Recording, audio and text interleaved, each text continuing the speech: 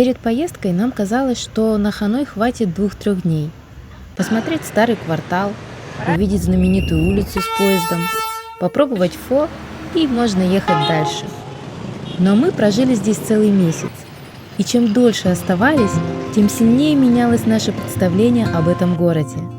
За шумным туристическим центром оказался совсем другой Ханой.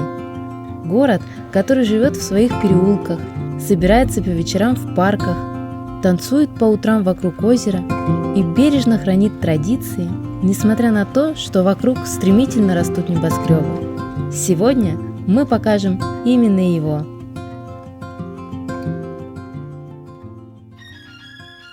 Сейчас Ханой меняется быстрее, чем могут представить себе вьетнамцы. Старики еще помнят город без небоскребов, а молодежь живет уже совсем в другой реальности. Обычно утро ассоциируется с тишиной, но в Ханое все наоборот. Чем раньше приходишь к озеру, тем больше здесь жизни. Из колонок играет музыка, десятки групп танцуют одновременно. Кто-то занимается аэробикой, кто-то бегает, кто-то практикует тайцзи. Кажется, что весь город начинает свой день именно здесь, и эта энергия невероятно заразительная.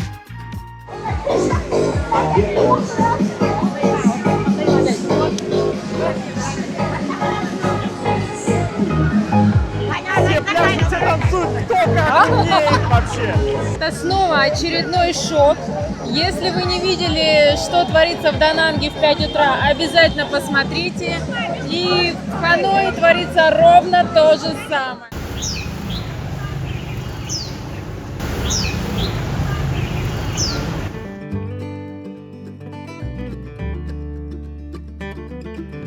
Мы в центре Ханоя. Здесь множество узких улочек, на которых кипит жизнь.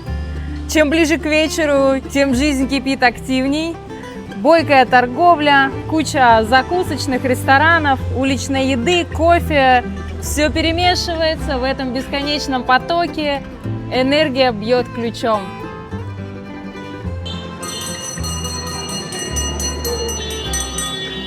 Старому центру Ханоя больше 1000 лет. Когда-то здесь находился один из крупнейших торговых районов Юго-Восточной Азии. Каждая улица специализировалась на своем ремесле. Где-то торговались серебром, где-то шелком, бумагой или лекарствами. Поэтому Старый Ханой до сих пор называют районом 36 ремесленных улиц.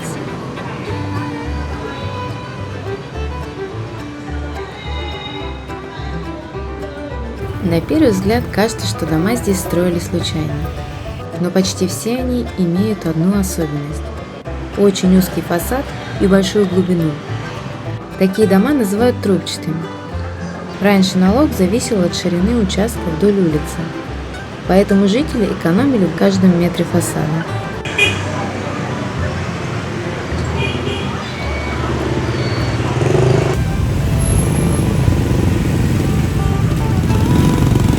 Что хорошо во Вьетнаме, если ты устал, ты можешь вот так вот раз и присесть на какой-нибудь мотобайк отдохнуть. Чужой. Совершенно посторонний мотобайк.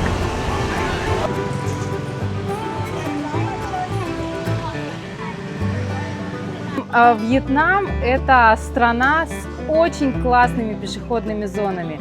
Сколько городов мы посетили, везде вот такие вот шикарные, широкие тротуары. Но используются они, в большинстве случаев они используются вот так. И пройти тебе просто невозможно. Ты должен лавировать между этими байками. Ну и еще помимо байков, еще и ресторан могут на этом тротуаре сделать. Так что пешеходные зоны есть, но их как бы нет.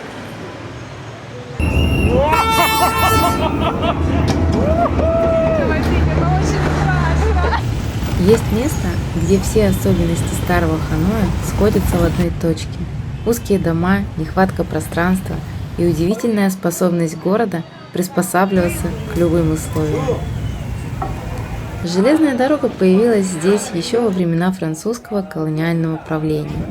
Тогда никто и не мог представить, что спустя десятилетия город разрастется настолько, что дома буквально окружат рельсы. Инстаграмная улица с поездом, Здесь очень много ресторанов, кафе, и поезд проходит очень близко, снося столы и ветром сдувая все, что на них находится. Здесь все собираются, фотографируются, и проходит такая вот экшен-пати. За несколько минут до того, как пройдет поезд, начинают убирать столы, стулья.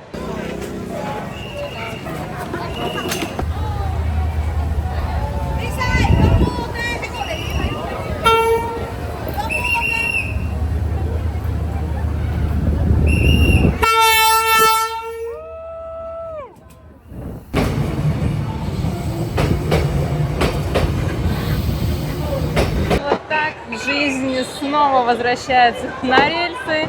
Не успел еще след простыть после поезда, как вновь все начинает кипеть. Если хотите вы увидеть этот поезд, нужно приходить очень заранее. Мы пришли за 1,5 часа, мы не знали расписания, и за 1,5 часа просто прошлись по этой улице довольно-таки свободно, никто нас не останавливал. Но ко времени, когда уже близко поезд, начинает дежурить полиция и никого не пускает. Народу собирает этот поезд. Люди кладут пробки от бутылок, потом их ищут.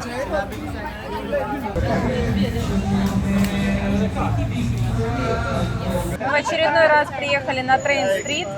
Это уже наш, наверное, 4-й раз. Вот. Всегда это мероприятие довольно-таки нервное. Первый раз нас вообще не хотели пускать, ну, не конкретно нас, а в принципе смотрящих. Вот. Но мы там сумели прорваться, прошли в кафе, заказали напитки, посидели, посмотрели, как идет поезд. Вот. Сейчас мы нашли другую локацию. Мы все искали, были в поисках лучшей локации. Сейчас вот нашли еще одну.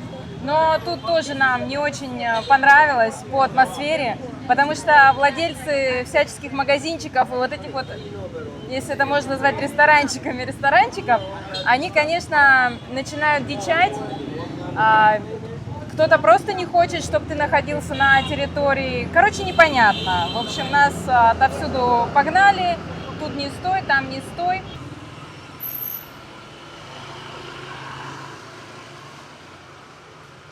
Вот она, вот такая настоящая уличная вьетнамская жизнь. В узких проулках, на мотобайках. Раньше Ханой был таким тесным, шумным. Мы прожили в Ханое целый месяц. Почти каждый день заглядывали в эти кварталы, чтобы немного подсмотреть за обычной жизнью ханойцев. Не туристической, а вот такой вот настоящей.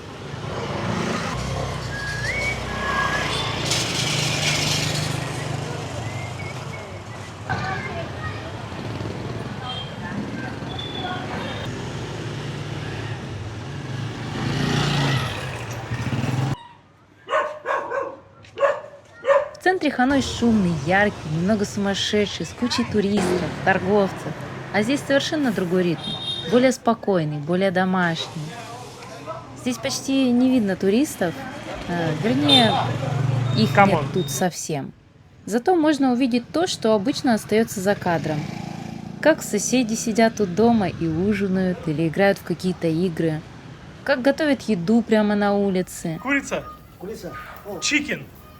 Курица. Курица. Так. Россия. Russia, yes. Живут 10 лет. Живут в 10 лет в России? Россия. Так, вот курица у них тут. Сибирь? Сибири. В Сибири, и мы из Сибири, Сибирь. Кемерово. Кемерово? С Новосибирска. Новосибирска? Yes.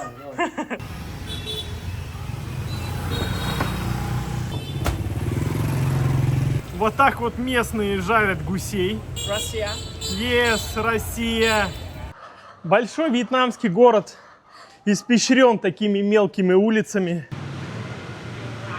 потому что всем надо попасть к своему дому, но не всегда есть широкая улица. Постепенно у нас стали появляться свои любимые места. В одном месте мы покупали кокосы, а в другом – папайю. А по некоторым улочкам просто любили гулять без всякой цели, наблюдая за повседневными хлопотами совершенно обычных людей. Мое любимое питье в жаре.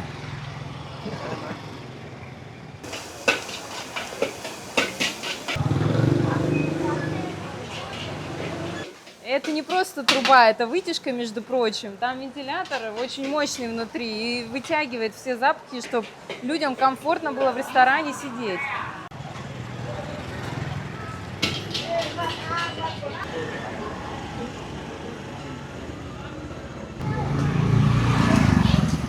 Вот так проводят вьетнамцы свой вечерний досуг. Играют в бадминтон, жарят курицу. В этих маленьких улочках как раз и скрывается настоящая жизнь Вьетнама. Не на широких проспектах, забитых мотоциклами, мотобайками, а вот в этих. Здесь и салоны массажа, и можно фобо съесть недорогой, и магазины, и что только ты не встретишь. Удивительно, но именно эти переулки мы запомнили лучше многих достопримечательностей. Потому что город легче понять не через памятники и музеи, а через повседневную жизнь. Ну и здесь вот заканчивается этот мирок с узкими улочками. И начинается большой мир.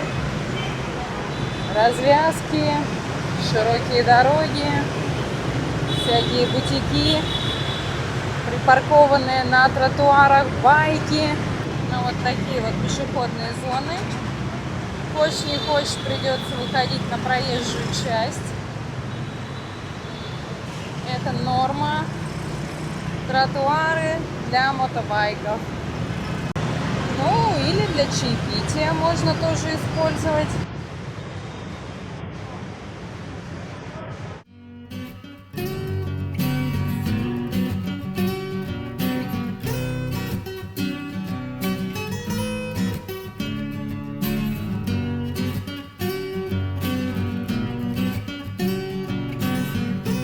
Мы собрались сегодня на ферму благовоний. Едем на общественном транспорте. Добираемся сначала на метро и потом на автобусе. Классно, когда метро новое, сеть еще не развита. Но это плохо как бы для жителей города. Но для нас хорошо, потому что обычно в таких метро народу нет и очень чисто. Билеты мы купили на двоих. Нам обошлись они в 32 тысячи донгов. Очень похоже на китайское метро. Мне прям напоминает одну китайскую станцию.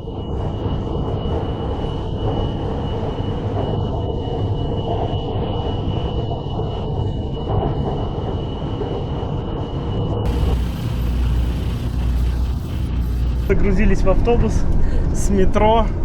Четенько вообще успели, ждать не пришлось. Как нашли, правда, этот автобус? Да, в итоге что? Автобус 12 человека, это 24, и за метро 36. Ну, в итоге 60 тысяч донгов мы заплатили на автобусе до вот этой деревни, Это прям вот в Благовонии. Когда ты ехал в деревню Благовоний, и автобус тебя высаживает прямо в эти Благовония. Сразу очень красиво.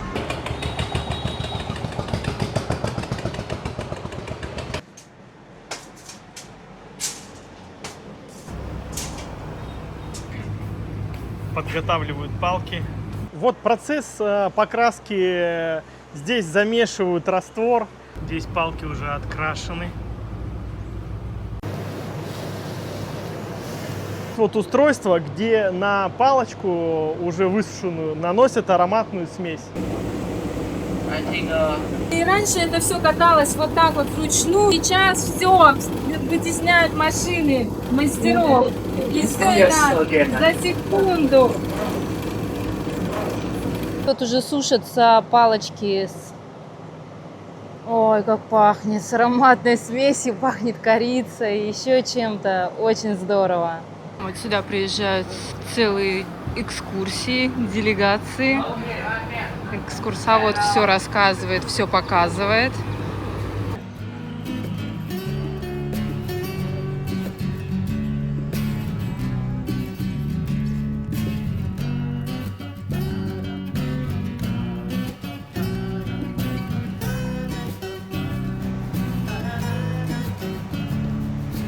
С одной стороны, может показаться, что здесь все слишком туристическое, но на самом деле это настоящий процесс, который длится вот уже на протяжении 100 лет.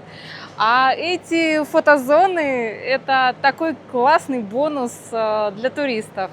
Здесь можно не только посмотреть, как делаются эти палочки, но и сделать вообще сумасшедшие снимки. Вот это уже не фотозона, здесь уже прям реально сушка этих палочек. Люди работают, на улице жара 32 градуса, пекло, они вот в этих соломенных шляпах защищаются. Почему такие фотозоны образовались? Потому что они вот так их сушили, и это привлекло вот инстаграмщиков, блогеров, таких как мы. Кстати, если вы еще не подписались, подписывайтесь на наш канал, ставьте лайки. Место очень колоритное, фотогеничное. В 35 километрах от Ханоя. Вход сюда недорогой, стоит 50 тысяч донгов с человека. Можешь сколько угодно здесь находиться, летать, фотографироваться, лазить по конструкциям, которые везде наделаны сверху, сбоку. Да, специально все в круг сделано в балкончиках, чтобы ты сделать мог красивые кадры. Это очень классно.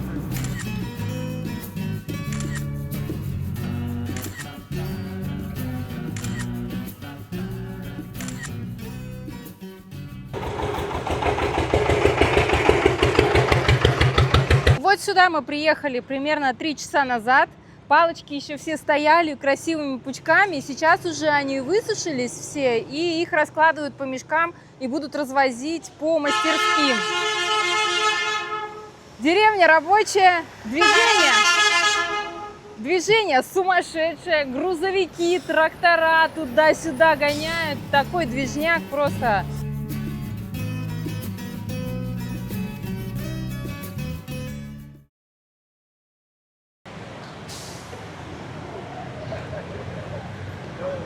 Мы добрались до одной из самых популярнейших достопримечательностей Ханоя. Это храм литературы. Когда-то, 1000 лет назад, его построили как храм, посвященный Конфуцию, но позже из него сделали университет, первый университет Вьетнама. Училась в этом университете одна сплошная элита, и попасть сюда было не так-то уж легко. Территория выглядит очень красиво. Пойдем сейчас все изучим и вам все покажем.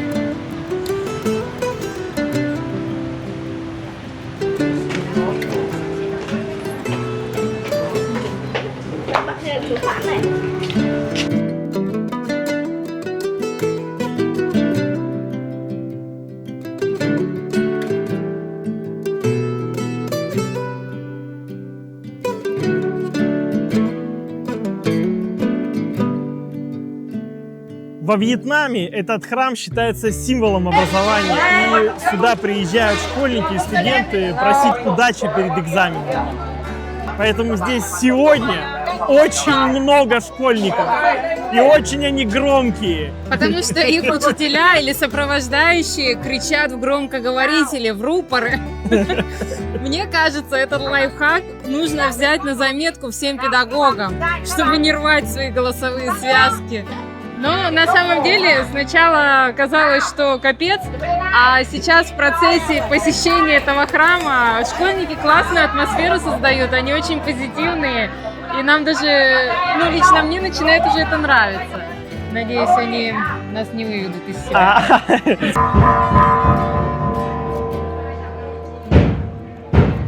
Во вьетнамской культуре знать и характер важнее богатства. Поэтому считается, что храм чисто из-за этого пережил войны, все бомбежки. Традиционный вьетнамский храмовый барабан использовался для объявления начала церемоний и экзаменов. Лошадь как символ экзаменационного успеха и карьеры, продвижения в обществе.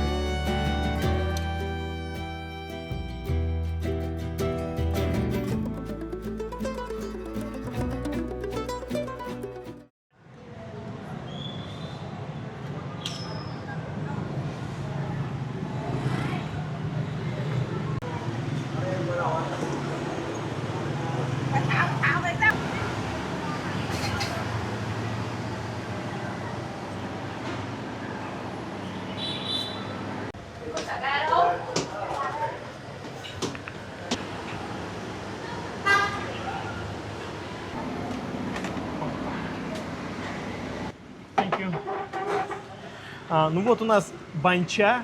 Подают обычно здесь. Шашлычок вот такой со свининкой. А вот такие фрикадельки с овощами в сладком таком бульоне. Берешь лапшички палочками. Вкусно нереально. Я еще хочу заметить, что во Вьетнаме очень жесткое мясо. И когда мы были в стоматологии на чистке, разболтались там в очереди с вьетнамцем, и он нам похвастался, что у него очень здоровые зубы. И аргументировал он это тем, именно что у них очень жесткое мясо. Что вы думаете насчет теории с жесткостью мяса? Спасает ли это зубы или нет? Пишите в комментариях. Кажется, что в Ханое невозможно пройти и 100 метров, чтобы не встретить очередную уличную кухню. Здесь постоянно что-то жарят, варят, парят, запекают прямо на углях. Главный гастрономический символ Ханоя – это фо бо. И именно север Вьетнама считают его родиной. Здесь настоящий фо – это прежде всего бульон. Его варят по много часов на говяжьих костях, добавляя все различные специи. У каждого повара свой рецепт, который нередко передается из поколения в поколение. Вообще в Ханое редко встретишь кафе с огромным меню. Многие небольшие семейные заведения десятилетиями готовят всего 1 или 2 блюда и доводят их до совершенства. Если хочется попробовать действительно хороший фо или бунча, местные скорее отправят вас в маленькое кафе на соседней улице, чем в модный ресторан. И, пожалуй, лучшее подтверждение этому – гид Мишлен. В Ханое десятки заведений, отмечены его рекомендациями. И многие из них выглядят не совсем приметно. Никаких роскошных интерьеров, обычная улица, пластиковые стульчики и очередь из местных. Вот так происходит процесс готовки. Ребята готовят такие шикарные блюда. Ох, что тут происходит. Вот это настоящая готовка. Вот шеф-повар. Окей. Мы пришли в очередную мишленовскую забегаловку. Конечно, они не постоянно так выглядят, но мы почему-то очень часто ходим в такие мишлены, которые выглядят примерно так. Интересно, когда ты смотришь на заведение, ты думаешь, ну вот какая-то фигня вообще. Потом проходишь, смотришь, на стене 3 рекомендации Мишлен висит. Заказали по устрице. 20 донгов, свежая устрица, 60 рублей. Мы пришли, у нас налички очень мало. Хотели рассчитаться по карте. Карты здесь не принимают. И мы заказали на все, что есть. Гуляем на все. Да, у нас было 340 донгов, 1000. Это 1000 рублей. Вот сейчас посмотрим, что мы на 1000 рублей съедим. Вот уже съели 2 устрицы, нам вот по напитку по какому-то принесли. Это, наверное, чай из артишока. Да. У нас осьминог, паста сифуд. Чудесный ресторан. Андрей умудрился зайти на кухню. Что на там? кухне просто царит прекрасное. Люди готовят столько красивой еды, вкусной. И процесс готовки не останавливается. Вот самое спокойное время сейчас на озере. Если придете сюда утром, здесь будет супер кипиш с дискотекой и все такое.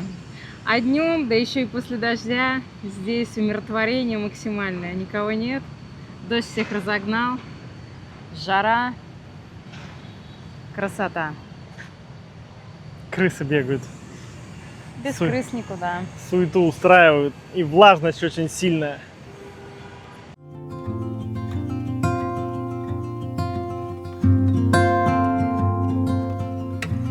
Мы на озере Возвращенного Меча. Это достопримечательность самая популярнейшая в Ханое.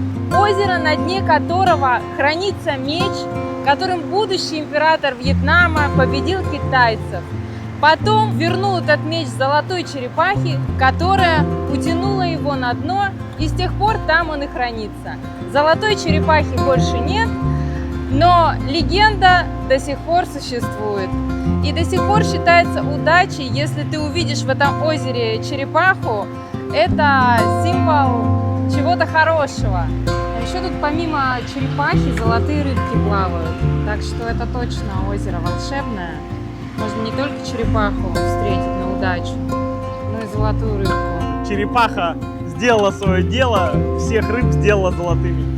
Так что имейте в виду, если вам нужна удача, вы теперь знаете, где ее раздобыть.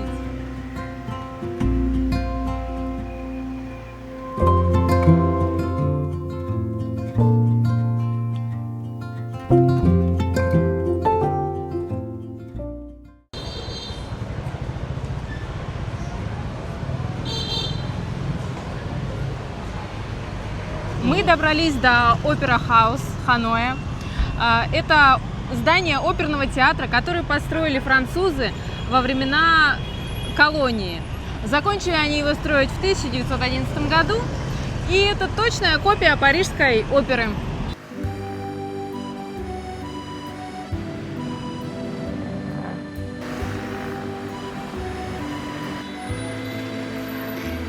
После старого квартала кажется, будто оказался совсем в другом городе.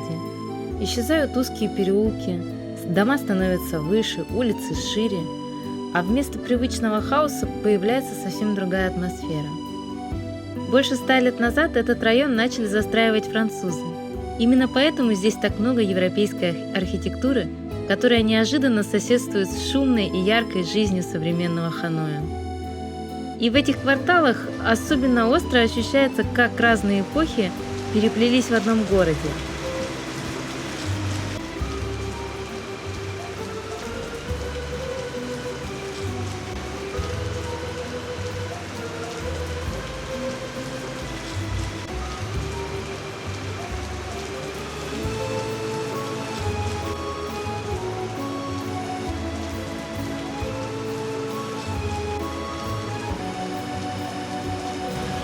Да, последние деньги, конечно. Мы во французском квартале. У нас осталось пару-тройку дней. Хорошо идет дождь, играет прекрасная музыка, кофе, какая-то тишина.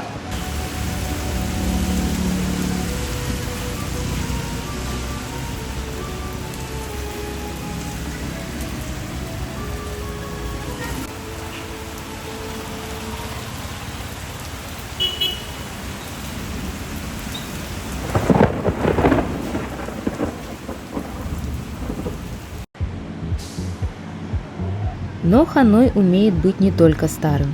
За последние десятилетия город меняется с невероятной скоростью. На смену узким переулкам постепенно приходят современные жилые кварталы, стеклянные небоскребы, широкие проспекты, развязки, линии метро и электромобили. Сегодня Вьетнам – одна из самых быстрорастущих экономик Азии, и это особенно заметно в столице. Кажется, что Ханой одновременно живет сразу в двух эпохах. Достаточно проехать всего несколько километров, чтобы из города с тысячелетней историей оказаться среди современной архитектуры, модных кофеен и новых районов, которые продолжают расти буквально на глазах. Огромное количество велосипедов можно увидеть на улице, но, честно говоря, ни велодорожек, ни катающихся на этих велосипедах мы не встречали.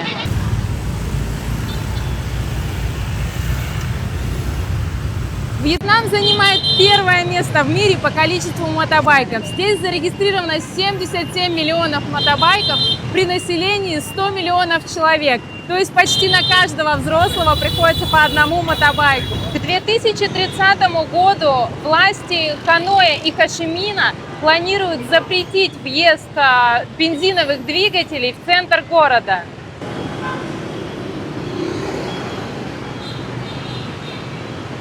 Вьетнам – это не самая автомобильная страна, как, например, Германия или Япония. Здесь автомобильная история началась только в 90-х годах, когда появились первые заводы Toyota, Honda и так далее. Но они работали по принципу конструктора, то есть детали приходили все импортные, и здесь это все собиралось, то есть как Лего, по сути. И только в 2017 году появилась компания VinFast, молодая амбициозная компания, которая решила миновать эпоху бензиновых двигателей и сразу сделать шаг в будущее, в электромобили.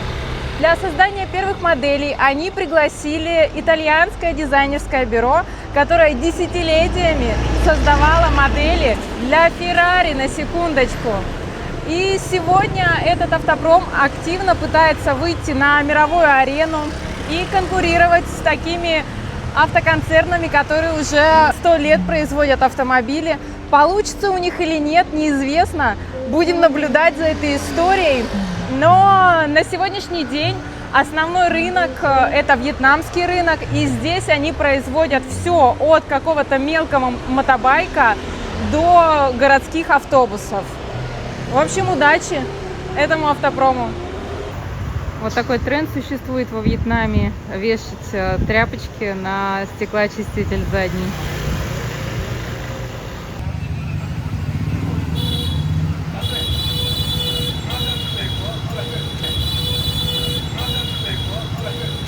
Стоишь по центру, и никто тебя не собьет.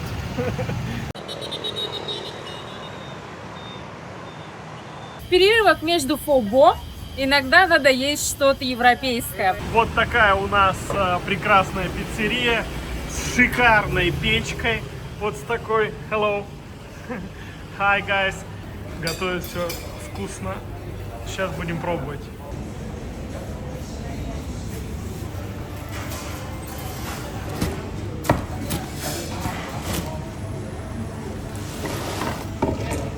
Очень необычная пицца. Очень вкусно. Ну вот, откушали. Отведали. Идем довольные. Пицца удалась.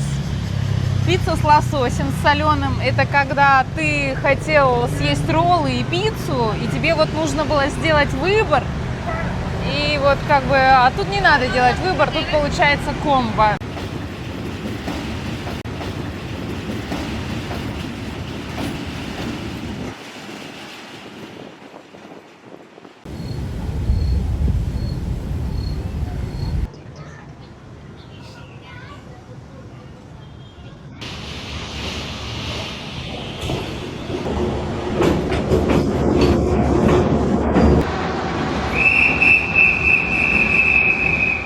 Только приехали в Ханой и ехали по соседнему мосту, этот мост сразу приковал взгляд к нему, потому что он очень странной формы. А такой формы он потому, что американцы во время Вьетнамской войны неоднократно его бомбили, они пытались разрушить эту транспортную артерию, и поэтому он постоянно подвергался разрушениям. Вьетнамцы его чинили как могли, и поэтому вот он стал такой странной формы. То есть это не его первозданный вид. Местные используют его как транзитную зону. Видите, местных совсем не смущает, что по мосту ходить, в общем-то, нельзя. И через несколько минут здесь будет проходить поезд, и куда они должны деваться, совершенно не ясно. Ну вот женщина идет, видимо, потому что ей надо. Ну и вот этот человек тоже идет, потому что ему надо. И сейчас он будет демонстрировать свою ловкость и перелезать. Оп. Вот так все это происходит.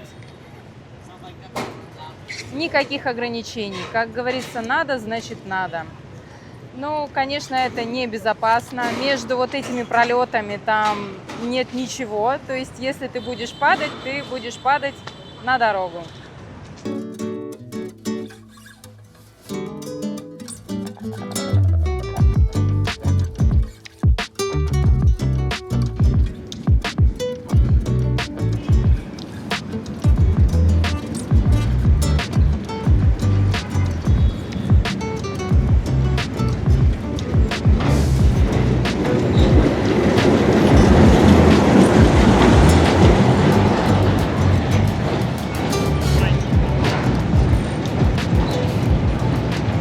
Железная дорога во Вьетнаме обладает какой-то особой магией, потому что столько желающих сфотографироваться прямо на рельсах. И в основном везде это можно спокойно сделать, выгоняют очень редко, только уже за секунду до того, как пронесется поезд. Такая вот история.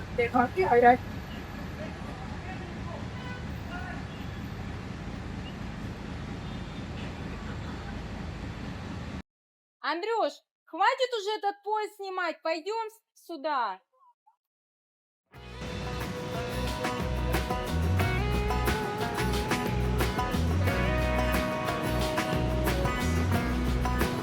Если бы существовал рейтинг самых спортивных стран, то с высокой вероятностью Вьетнам оказался бы в числе лидеров. Как только солнце начинает клониться к закату, Ханой снова меняется. Кажется, будто весь город выходит из дома. Парки, набережные и площади превращаются в огромные спортивные площадки. From Russia. Кто-то бегает, кто-то играет в пикбол, кто-то танцует, занимается аэробикой, играет в бадминтон, а кто-то просто гуляет с друзьями. По вечерам парки становятся одним из самых оживленных мест в городе.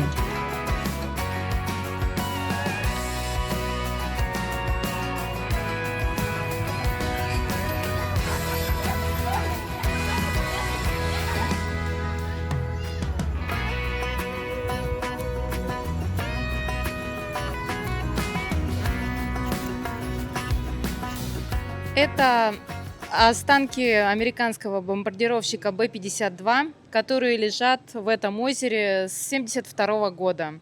Во времена Вьетнамской войны вьетнамское ПВО сбивало американские бомбардировщики, они падали на Ханой и не только. И вот один из самолетов свалился в это озеро, и теперь здесь он лежит как напоминание. Это такой своеобразный мемориал, но он без туристической суеты, а просто такое спокойное, тихое место, вокруг которого идет совершенно обычная жизнь.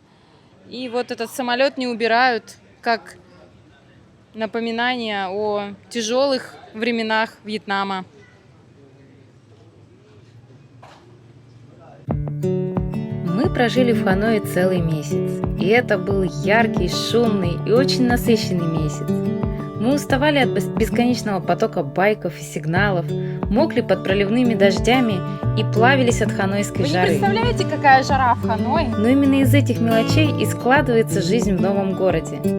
За этот месяц у нас появились любимые улочки, кафе, куда хотелось возвращаться, и места, где мы с удовольствием проводили вечера. Ханой оказался совсем не таким, как мы его себе представляли, и именно этим он и запомнился. Спасибо, Ханой, и до новых встреч! А впереди нас ждал Китай. Мы отправимся в Ханчжоу, где уже второй год учится наша дочь Маруся. Покажем ее студенческую жизнь, университет, общежитие и попробуем разобраться, как на самом деле живется иностранному студенту в Китае. Если вам интересны такие путешествия без туристических штампов, подписывайтесь на канал. Впереди еще много интересных городов и историй. Увидимся в следующем фильме.